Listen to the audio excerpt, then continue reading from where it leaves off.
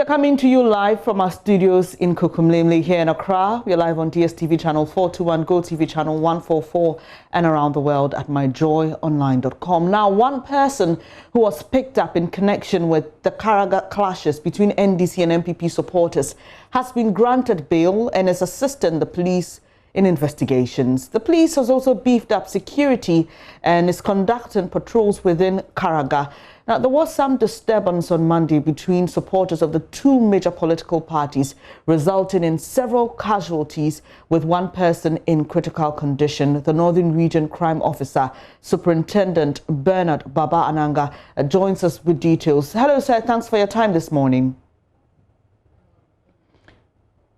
Okay, so we spoke to him earlier. We'll try and raise him on the line shortly. But here's what he told our correspondent, Martina Bugri, when she spoke to him. Yesterday was unfortunate.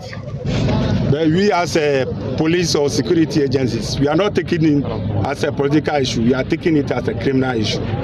So I assure you that those perpetrators, we are going to bring them into book. We are not going to treat it as a political issue. It is criminal. So people should take patience, take heart. Do not go and then also go and then re-attack. We are going to treat it as a criminal issue. Thank you very much. Some names have been mentioned. Have you started investigations? What have you come up with? Exactly. We have all the names, and at the appropriate time, all those people will be picked.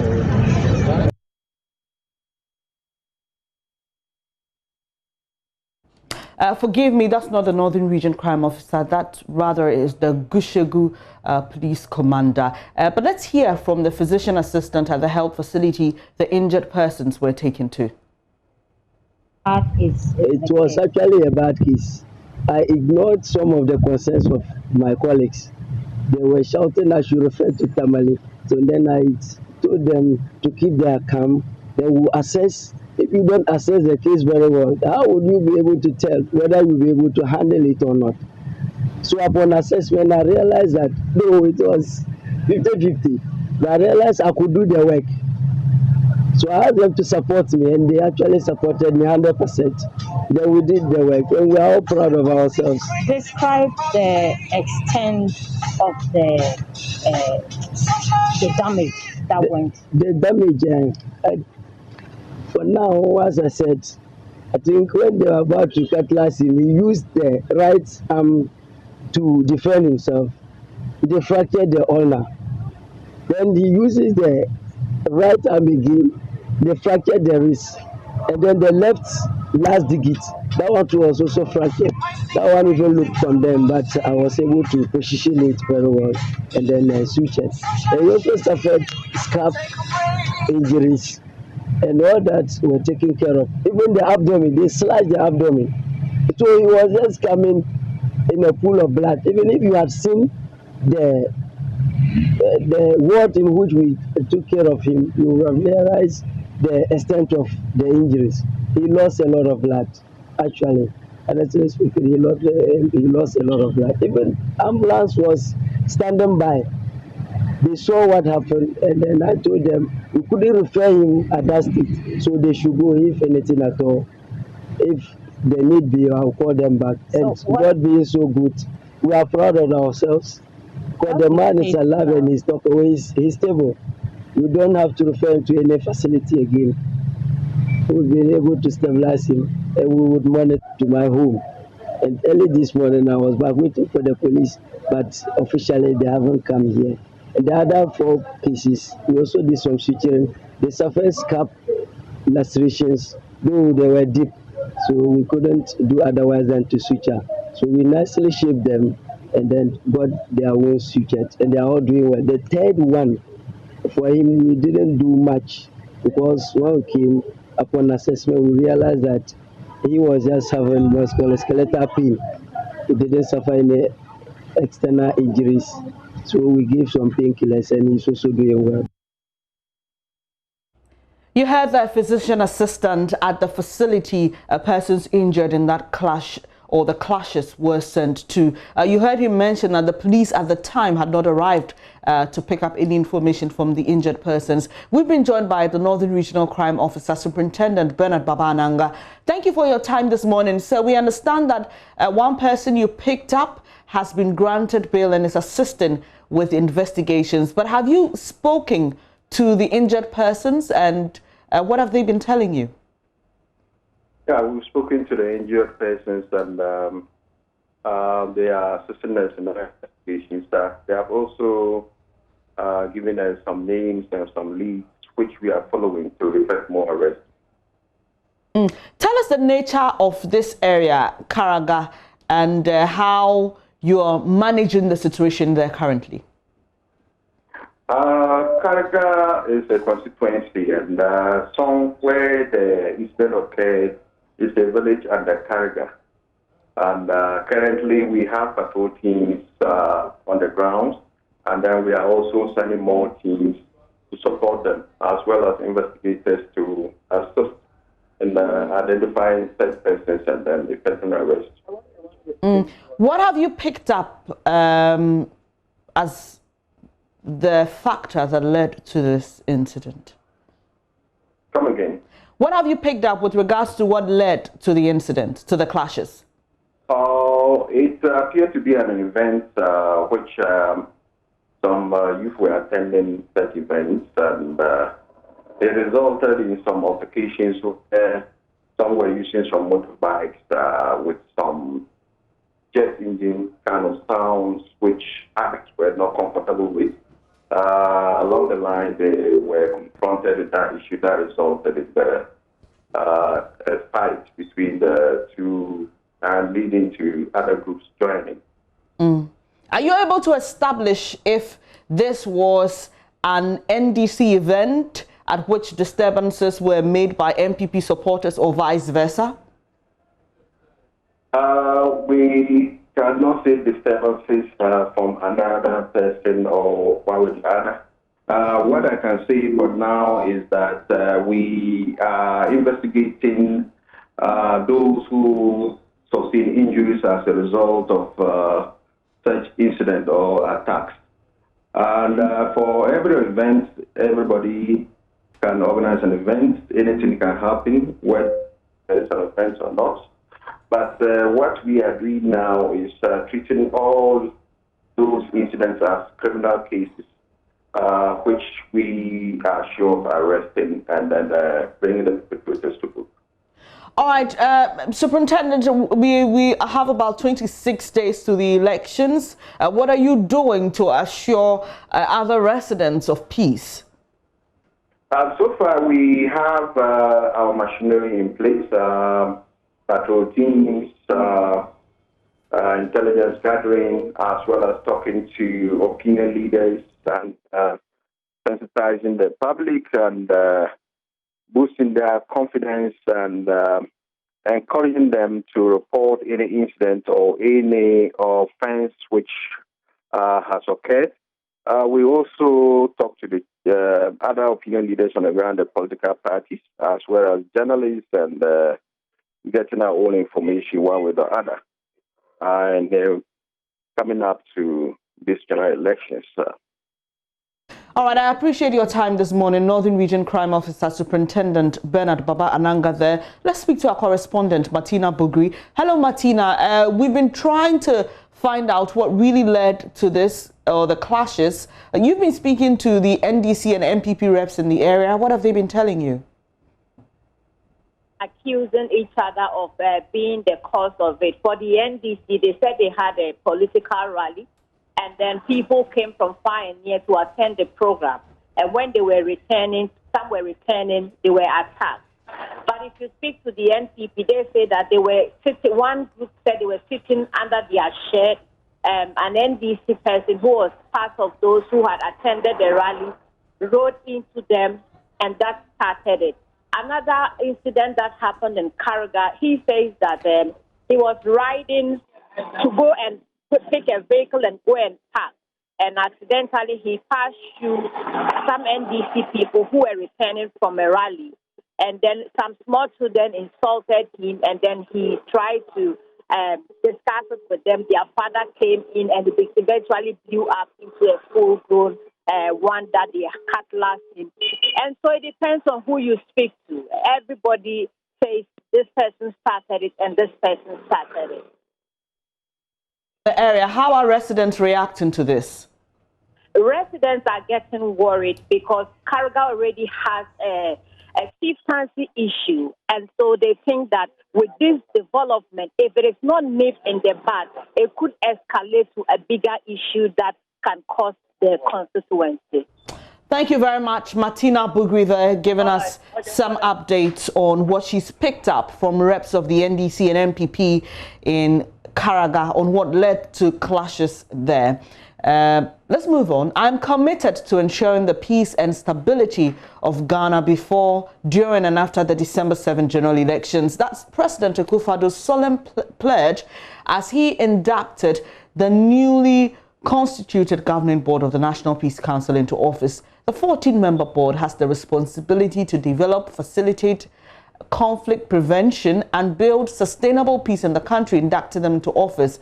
The president said he will work to ensure Ghana's earned reputation as a pace setter in democratic governance in the sub-region is preserved. Now, the 14-member governing board is chaired by Reverend Dr. Ernest Edu-Jemfi. He is from the Christian Council, and despite receiving budgetary allocation, he says the council wants more to do its work. I spoke to him earlier, and he touched a bit on what the new council or the new board is going to do in relation to the elections, and also commented on the recent clashes in KARAGA. Thank you very much, and for the felicitations. We're grateful to God for the opportunity to serve our country at this time of the history of this country. We don't have enough time because the election is so close. Currently, the new board is meeting this morning, and we will be assessing the report that you've just spoken about from the North. We will look at the issues that are involved, and also we'll be strategizing for the election that is ahead of us. We haven't had reports on activities of vigilantes per se, but we've seen violence on peace walks and, other incidents between the two main political parties. What is your strategy going into the elections in making sure we don't see repetitions of these? Well, we still want to appeal to the political parties who signed this document to do the best they can to adhere to what they've signed to. If we sign a document and we don't stick to it and begin to move around and do our own thing, it doesn't help. And most people will turn back to the Peace Council to ask us, what can you do? I think that the political parties will have to express goodwill in terms of what they've signed to and do the best they can to do these things. Currently, we have set up several mediating committees around the country, about 16 of them in all the regions. And our goal is that wherever there are grievances, these reports will be picked up. The mediating teams will deal with these things and make sure that there is peace wherever we are. Mistrust is at the heart of many election violence cases reported across the world and even in our sub-region. We've had political actors and even presidential candidates come out to speak about the posture of the Electoral Commission and how they feel about certain things being done. Well, I think that in the first place, the parties must make use of the IPAC, which is the body that helps to mediate some of these things. And I hope that the decisions that are taken at IPAC will be adhered to by all the political players. Sometimes it's interesting to note that in this field, the politicians can come to a meeting, sign to a document, agree to certain things, and as soon as they walk out of the meeting, they hold another press conference to make a statement which is contrary to what they've signed to.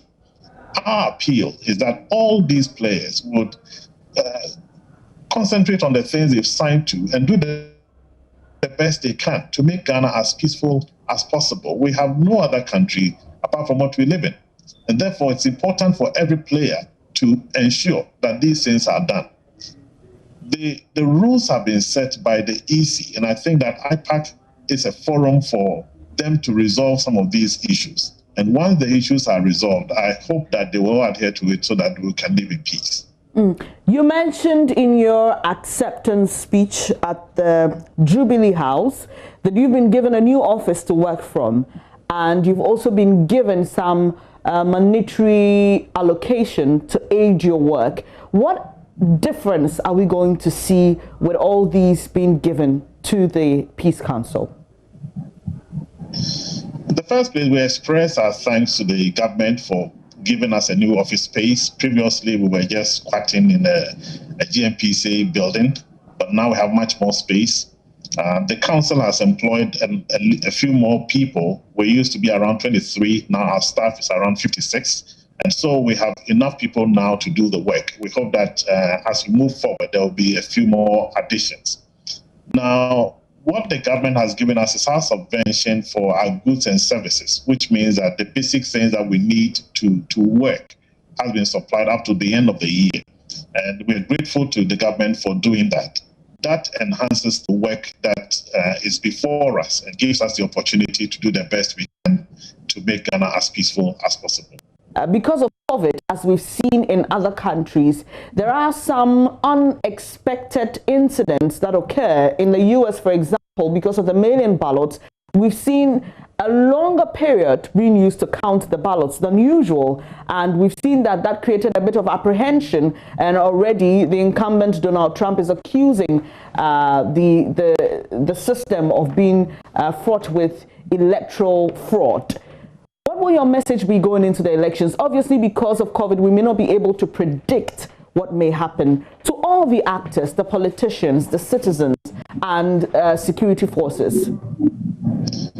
Well, my message to all political actors is that let's stay truthful to what we have signed ourselves to do. The election day is set. We expect people to go to the polls to vote and vote quietly. And once they voted, they can either go home and come back later on to observe the counting. If they want to stay around, they stay far away so that people can vote freely without intimidation. We expect the security agencies to do the best they can to monitor all these things that are going on and to ensure that there will be peace in the run-up to this election and even during and after the election. My charge to Ghanaians is that let's do the best we can to peacefully go through this election process. At the end of the day, come back with a peaceful country. And to the security agencies and the conduct of your duties? Well, the security agencies, I believe, are committed to ensure that there will be security around the elections, and I pray that they will stick to that. For us as a Peace Council, we'll keep monitoring. As we did during the last election, we are getting ourselves ready to set up our situation room, which will collect all the information that is needed. We will analyze them and make the appropriate responses in connection with the right agencies who will be handling various aspects of the election.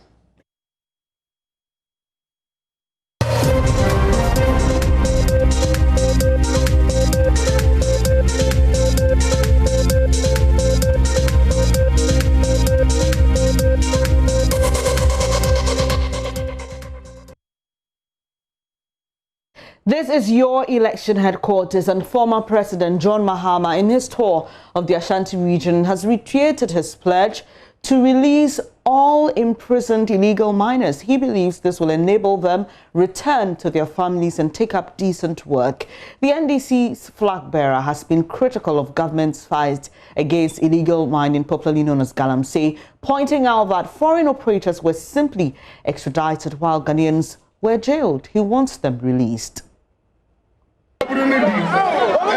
16 years, 10 years, say almost 2 Galamsey. Say Nania Madonna Meba. Your mother how much you na Galamsey no. Namia Dumiti, Yabama amnesty. You heard the NDC's flag bearer, John Dramani Mahama, but what are the implications of his policy position? Let's interrogate this further. We've been joined by Executive Director of the Center for Social Impact Studies, Richard Kojo Elima. Thank you for your time this morning, sir. First off, is this move advisable? Well, I think it's not the best because those Galamseyers who were imprisoned, they were imprisoned under a law.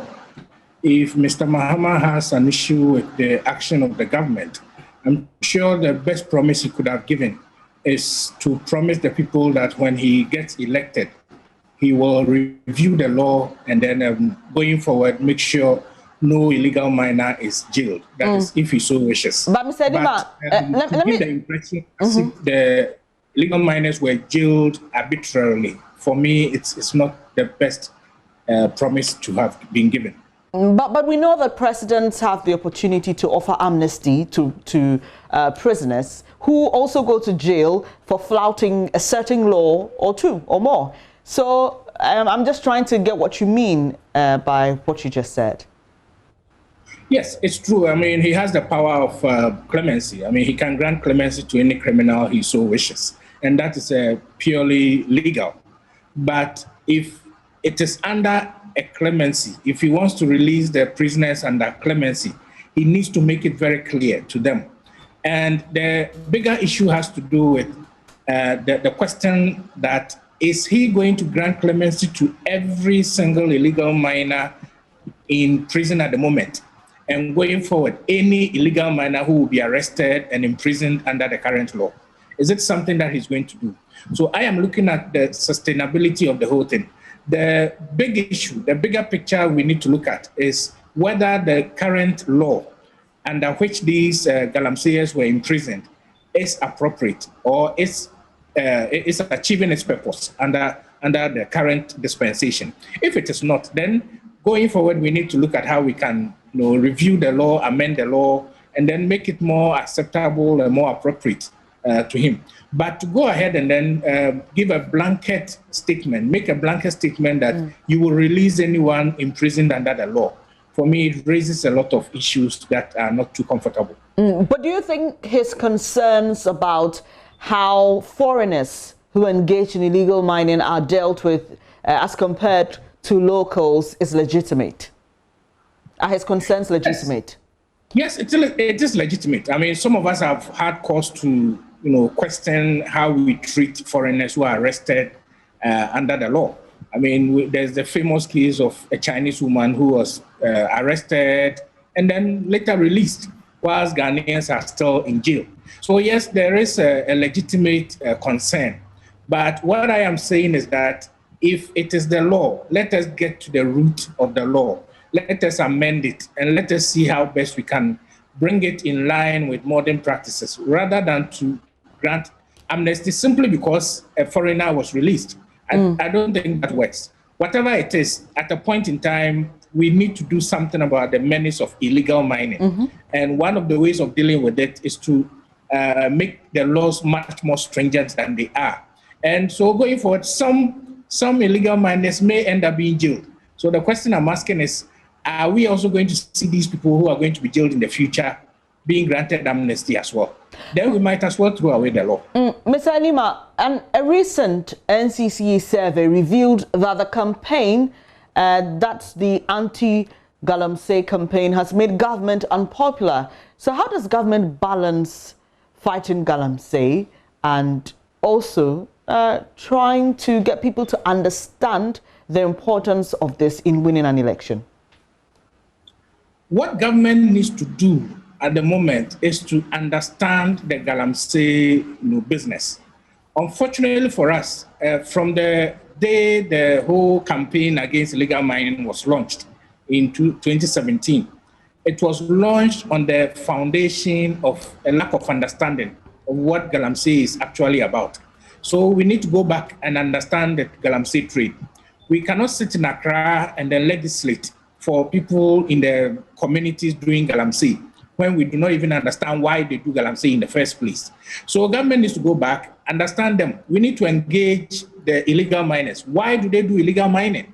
Is it a problem of lack of access to concessions? Is it a problem of the difficulty in getting a license to mine? Is it a problem of lack of access to machinery, finance? What is the problem? We need to get down, understand the problem, and then once we understand the problem, we will work with them. The government needs to work together with them to fashion out a strategy that will be acceptable to all, so that those who want to do legal mining can go ahead and do it. Those who cannot do it too, then the law can take its course.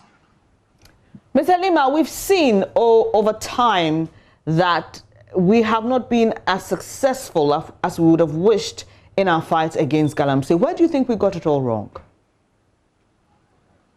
We got it wrong because we failed to address the fundamental reason why people do galamsey.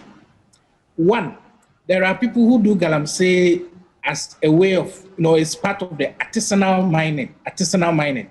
If you talk to them, they will tell you that their ancestors were mining. It is a craft that has been passed on from generation to generation, and they are also mining. And they feel that they have multinational companies operating in their backyard who are earning so much, and then they are unemployed. So why should they sit beside the river and then wash their hands with spittle? They'll tell you that. So that is one way of looking at it. The second reason is that people also want to do mining as a trade. It's a business that people want to do. So we need to also appreciate the fact that some people genuinely have the money to invest in mining. So how can we help such people to do mining in such a way that it causes less action to the environment and it is more socially acceptable to the communities? That is also another area we need to look at. And then finally, we need to also look at the foreign infiltration in our mining industry. How did a lot of Chinese, Pakistanis, Nigerians, Malians, and so on get so much access to our forest areas to do mining? We need to investigate it and then address that problem as well. So the point I'm making is that we need to segment the problem, understand the problem, rather than to have a one-size-fits-all solution to the problem of galamsey. I appreciate your time this morning. That's Richard Elima. He's Executive Director of the Center for the Center, I beg your pardon, for Social Impact Studies, and he's been sharing his thoughts with us on the issue of galamsey and the NDC's flag bearer promising to release persons who've been arrested for engaging in the activity. You're still watching News Desk with me, Bernice Abubeidulansa. Government has been engaging researchers across the country towards consolidating various studies conducted on the coronavirus pandemic. This follows recent spike in the country's active cases, raising fears of a possible second wave. We are learning there's an influx of cases in major health facilities across the country, with some of them being severe. Greater Accra Regional Secretary of the Ghana Medical Association, Dr. Winfred Barr, talks about the situation at the Kolebu Teaching Hospital.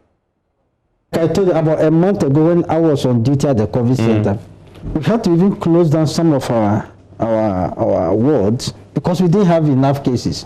And at the FIVES, we had only 3 cases when I was on duty about a month ago. Now, the FIVES unit is, our center there is full, and the wards we have closed, we now have to reopen them. We are seeing a lot of cases, even on the wards now. They are not presenting what we call atypically. Most of them will not come with cough, maybe some weird neurological symptoms. And then you test and then becomes, so we have some of the wards when we have positive cases, we didn't suspect them initially, but later on you have to do, we something triggered it, and you do it and they become positive. Then we have to move them to the treatment center. So we are seeing increasing cases now, at least from Kolebu. But that isn't necessarily into deaths, right? I mean, are we not seeing that impact on fatality? Yes, so currently I think we've had just about 2 deaths, but those were people who were very sick. Some of them had some cancer, so we can't attribute all to COVID. Okay. Well, that's the situation at the Kolebu Teaching Hospital. Let's check on one of the country's biggest treatment centers, the University of Ghana Medical Center. Head of the ICU and National Coordinating Member for Severe and Critical Cases, Dr. Chris Owu, joins me via Zoom. Thank you for your time this morning, Doc. So do these new figures we are recording reflect what you're dealing with at your facility? Good morning, and good morning to your viewers. Let me say that, as Dr. Burgess indicated, at the end of September, there was a significant reduction in number of cases, both new cases and then severe and critical cases. As we have kept saying, one of the important things is to know how to resource and repurpose our human resources for this pandemic, because it looks like it's going to take a while. So there were changes that were made in making sure that we do not spread ourselves thin, and therefore Kolebu Teaching Hospital Medical ICU, the decision was to actually concentrate our care for severe and critical in the ICU in Kolebu, but to be in preparedness to basically expand care if we end up having a potential second wave, as it looks like we have it now. So the University of Ghana Medical Center, ICU, the Ghana East Municipal Hospital ICU, because the staff who were there were Kolebu Teaching Hospital, mainly Kolebu Teaching Hospital staff who were repurposed to assist with care in those centers. We relocated them back to Kolebu to assist in the Kolebu Teaching Hospital efforts. As it stands now, with the numbers going up, including severe and critical cases, especially in the last 2 weeks, and we anticipate that that is going to continue in that direction. We are in the process, actually I'm in a meeting just before you called me, where we are basically reactivating those other centers, and that would include the Greater Accra Regional Hospital, the new infectious disease center in Ghana East, and then, if need be, the intensive care units in University of Ghana Medical Center. Yes, so that is a situation at the moment. But as we keep saying, this virus is only defeated by following the prevention protocols that we've reiterated many times. Swearing, physical distancing, and your hand hygiene. And as long as we do not continue to follow this, we're going to have difficulty, because our resources are not infinite. We have difficulty in dealing with it. Doc, is your facility full now? No, that is exactly what I was explaining, that we had to re-strategize because we do not have, we still have limited human capacity to spread around. Okay. So we concentrated in Kolebu Teaching Hospital. The intensive care unit in Kolebu Teaching Hospital, as of this morning, we filled the last bed. And that is why I said the strategy is to continue to open up more spaces in those other centers. We are expecting to roll in the new infectious disease center, where we have 21 critical care beds within the next 1 week. But again, the problem is not just number of beds, it's human resources. And critical care human resources are limited in our country. It is a resource that we need to be mindful that even if we have 1,000 critical care beds, we're not going to be able to man 1,000 critical care beds. We do not have enough critical care practitioners, both doctors, nurses, and other cadre of staff. If we have similar to what we had at the end of June and in the middle of July earlier this year. So as a country, we actually have to make sure that we do not get back to that situation again. Doc, are you able to tell us if there are any persons on ventilators? So currently, there is one person on ventilator but not intubated. We have different modes of ventilating people. Yes, there is one person on ventilator. Okay, and you mentioned human resource, but do you have enough PPEs considering the numbers that we are recording daily now? Yes, so with respect to PPEs at the moment, that is not a big problem. But of course, it is, again, at the beginning of a potential second wave. If we have the numbers escalate, we may need a lot more. And let us be mindful that our PPEs, majority of the PPEs are imported from other countries. And these are the countries that are having a full-blown second wave at the moment.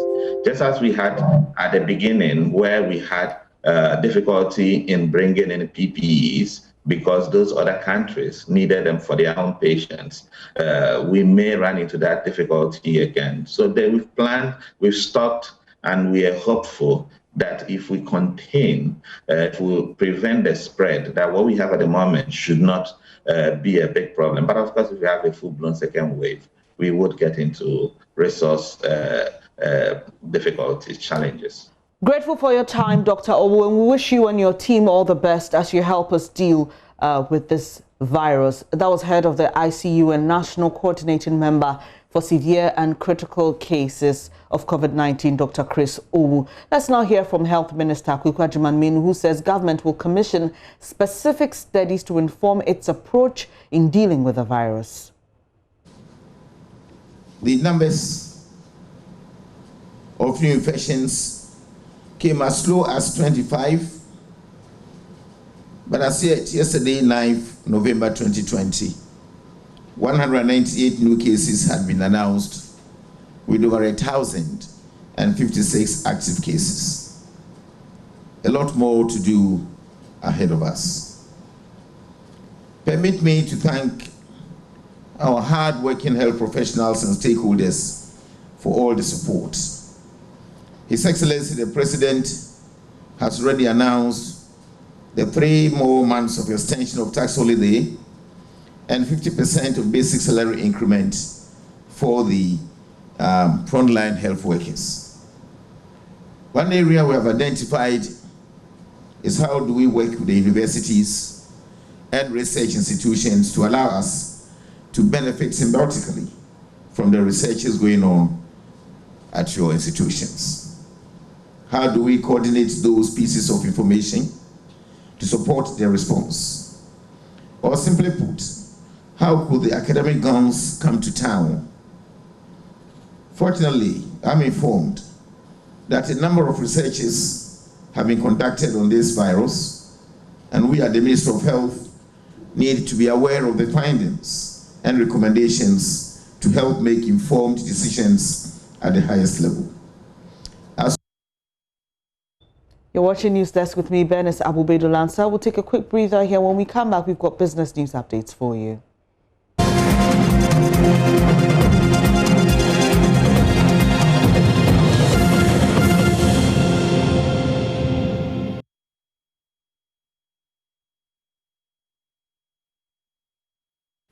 Hello, good morning. Welcome to Business. My name is Darryl Kwao. Minister of Finance Ken Oforiatta has said that the 70 billion cedi Obatampa program launched by government will go Ghana's private sector above our peers in the sub-region.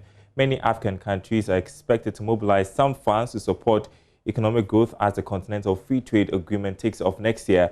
And the new program, according to the Finance Minister, is a perfect intervention to spur economic growth. Then, we launched the Ghana Cares Obatampa program so that we immediately get on the path of recovery.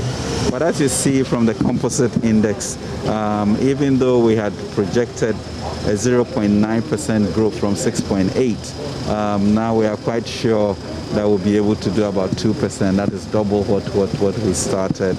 Inflation is being kept, our reserves in a strong position. So we're really feeling good.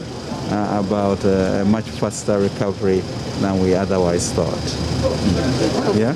The Continental Free Trade Agreement, you did indicate that you need the private sector's support. Now, on the part of government, how far have we gotten when it comes to implementation? Well, I mean, as you know, I mean, officially it will be launched in January next year. It's going to take some doing, you know, to sort of mobilize others. But I think for us, the clarity is that it has given us a mandate for using Ghana as a regional or continental hub, given that the headquarters is here.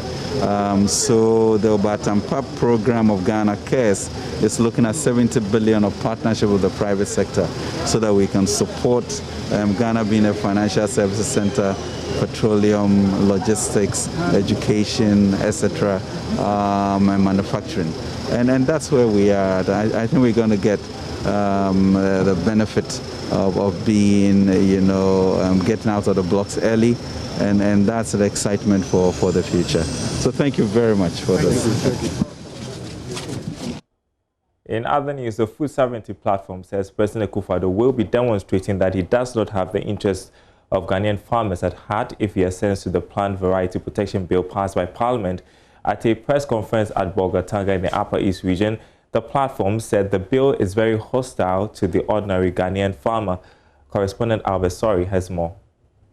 The Food Sovereignty Platform is made up of the Agricultural Workers Union, the Peasant Farmers Association of Ghana, the Center for Indigenous Knowledge and Organizational Development, the Ghana Agroecology Movement, and the Vegetarians Association of Ghana.